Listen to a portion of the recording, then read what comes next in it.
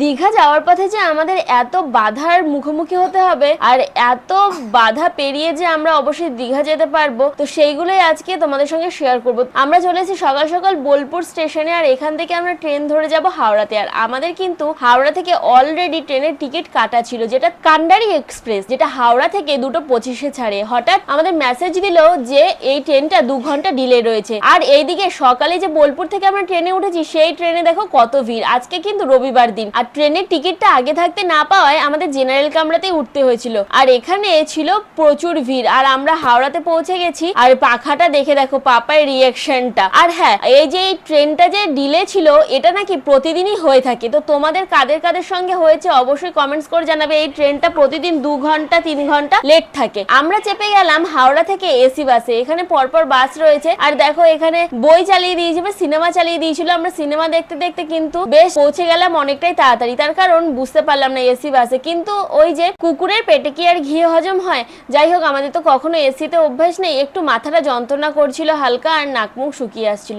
এরপর আমরা দেখো রাস্তা দিয়ে যাচ্ছি, আর এখানে কিন্তু বাসে বেশ খাবার দাবারও উঠেছিল। আমরা মাঝে মধ্যে এটা সেটা খাবারও খাচ্ছিলাম। এই ফার্স্ট টাইম এত তাড়াতাড়ি প্ল্যানিং করে গেছি, আর কোনো খাবারও সাথে সেভাবে কেনার সময় পাইনি। দেখো উঠে পড়েছিল চপ খেয়ে নিচ্ছি, ভেজিটেবল চপ, আর তার সাথে চিড়ে ভাজা, ডিম টোস্ট, এইসবই খেয়ে নিলাম। তার কারণ আমরা যেহেতু ভাত খাওয়ার সময় পাইনি, আর এই বাসটা কিন্তু কোথাও খাবার খাওয়ার জন্য দাঁড়াবেও না, একদম ডাইরেক্ট দীঘায় গিয়েই দাঁড়াবে। তার জন্য আমরা রাস্তায় যা পেলাম তাই খেয়ে নিলাম। আর দেখো এখন দীঘার কিন্তু একদম কাছে চলে এসেছি। তোমরা এই জায়গাটা দেখলেই বুঝতে পারবে যে একটা দীঘা দীঘা ফিল অলরেডি কিন্তু আসতে শুরু করে দিয়েছে। আর এই যে এটা হচ্ছে জগন্নাথ মন্দির। তোমরা অনেকেই হয়তো ভাবছো বাড়ি বসে যে জগন্নাথ মন্দির যে কতটা হয়েছে বা কবে থেকে চালু হবে, এর কাজ কিন্তু এখনো চলছে। আমিও বাড়ি বসে তাই ভাবছিলাম যে হয়তো অনেকটাই হয়ে গেছে, কিন্তু এখনো কাজ চলছে। তোমরা কারা কারা এই বর্ষায় দীঘাতে বেড়াতে এলে সেটা অবশ্যই কিন্তু আমাকে কমেন্টস করে জানিও। দেখো আমরা এখন বাস থেকে নেমে পড়েছি দীঘাতে। বাস থেকে নেমে কিন্তু আমাদের হোটেল একদম কাছে। তো এবারে আমরা হোটেলের দিকে যাব, আর হোটেল কিন্তু আমরা আগে থেকেই বুকিং করেই গেছিলাম। আমরা চলে এসেছি দীঘাতে।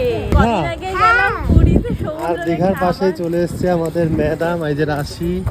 আর কি মানে হেঁটে যাচ্ছ কেন? টোটো কোথায়?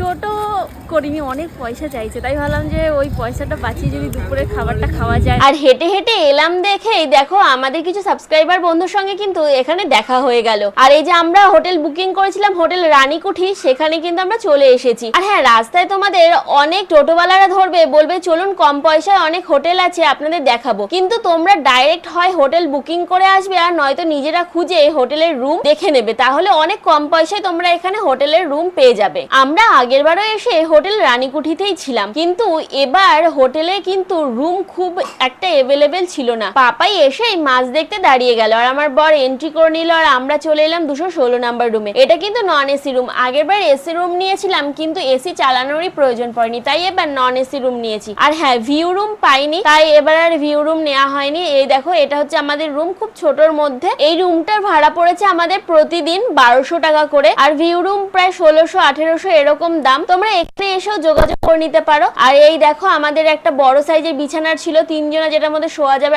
আর সব জিনিসপত্র রাখার জন্য ছিল একটা বড় সাইজের আলমারি। আর তার সাথে এখানে একটা ছোট ব্যালকনি আছে, যেখানে জামা কাপড় শুকানোর জন্য 2টো দড়িও রয়েছে। আর খুব ছোটর মধ্যে এই দেখো একটা বাথরুম রয়েছে। বেশ মোটামুটি, আমরা তো বেশি দিন থাকবো না, তার জন্য যথেষ্ট। এরপর রেডি হয়ে আমরা বেরিয়ে পড়লাম স্নান করবো বলে, কারণ যেহেতু তাড়াতাড়ি চলে এসেছি আর বেলা রয়েছে, স্নান করবো না এটা তো হতেই পারে না। চলে গেলাম একদম বিচের ধারে। আর রাস্তাটা কিন্তু বেশ গরম ছিল, যদিও রোদ ছিল না। ঠিক যেদিন থেকে প্ল্যান করেছি দীঘায় আসবো, সেদিন থেকে আর বৃষ্টি কমার নামই নেই। দেখো কত লোকজন, লোকের ভিড় কিন্তু একটুও কম নেই। আমরা চলে এসেছি একদম সমুদ্রের পাড়ে, আর সমুদ্রের জলে দেখো লোক একদম যেন কিলবিল কিলবিল করছে, মানে বুঝতে পারছো কোনো জায়গা একটু ফাঁকা নেই স্নান করার মতন। আর এখন চলছিল জোয়ার, আর জোয়ারের জল মানে বুঝতেই পারছো অনেকটা কিন্তু পাড়ে চলে আসলো। সবাই পাথরে বসে বসে কিন্তু পুরো এনজয় করছিল। আমরা ভাবলাম আমরা কেন বাদ যাই, আমরাও চলে গেলাম ভেতর দিকে। পাথরের মধ্যে বসে আমরা ফিলটা নেবো, আর তারপর আস্তে আস্তে যখন ভাটা আসবে তখন আমরা সমুদ্রে নেমে যাবো।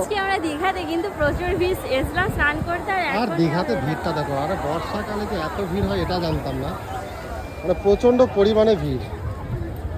আর কদিন ধরে প্রচুর নাকি জল বেড়েছিল, সেই জল বাড়া দেখতেই নাকি মানে জলোচ্ছ্বাস দেখতেই নাকি লোকেরা এত ভিড় করেছে, মানে ভাবা যায় রুম পাওয়া যাচ্ছিল না। ভিড়টা দেখো, জাস্ট ভিড়। আজ রবিবার দিন, মানে এতটা পরিমাণে ভিড়। আর জলোচ্ছ্বাসটা দেখো, বর্ষাকালে তারপর এত ঢেউ দেখে আমরা চলে এলাম খাবার খেতে দুপুরের, কারণ যেহেতু সারাদিন ভাত খাওয়া হয়নি, ভাত খেয়ে আবার চলে গেলাম স্নান করার জন্য। এবারে অনেকটাই জল কমে এসেছে, আমরাও পাথরের মধ্যে বসে পড়লাম, আর পাপাই তো জলে নামার জন্য ব্যস্ত হয়ে রয়েছে, বলছে মা চলো চলো নামবো। পাথরে বসে বসে আমরাও জলের ফিলটা নিচ্ছিলাম, গায়ে পায়ে একদম জল ছিটে আসছিল আর খুব মজা লাগছিল। আর দেখো এখানে কত লোক আমাদের মতন বসে আছে স্নান করার জন্য। তোমরা কারা কারা এবার বর্ষায় দীঘায় গেলে আর কেমন এনজয় করলে আমাকে কিন্তু কমেন্টস করে অবশ্যই জানিও। আরো ব্লগ আসছে, সাথে থেকো।